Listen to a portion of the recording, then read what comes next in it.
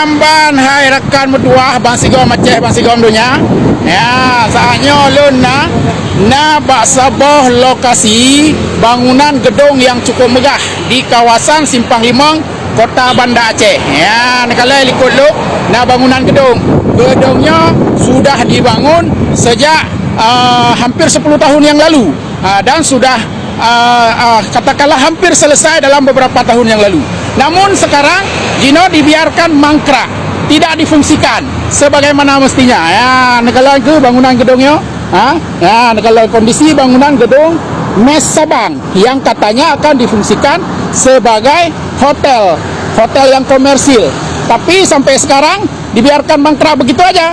Padahal sudah ratusan, hampir 100 miliar, mungkin lebih kurang 100 miliar uang rakyat Aceh, uang rakyat Sabang khususnya yang bersumber dari dana otsus digunakan untuk membiayai pembangunan gedung megah ini. Namun sampai sekarang tidak difungsikan. Ya, oleh pekan menancara pejabat-pejabat Sabang, oleh pekan dibiarkan oleh rakyat sekitar 100 miliar lebih kurang mungkin. Tetapi gedungnya dibiarkan mangkrak, tidak difungsikan sebagaimana mestinya. Ya, nekalan kiban pagi mentang pagi seng. Ya, bangunan pi golong betul-betul selesai. Jadi, kepada Pemko Sabang, kepada DPRK Sabang, kenapa ini terus dibiarkan? Sampai kapan ini dibiarkan mangkrak seperti ini terus? Apakah menunggu terjadi kerusakan nanti agar ada anggaran untuk rehab lagi begitu? Jadi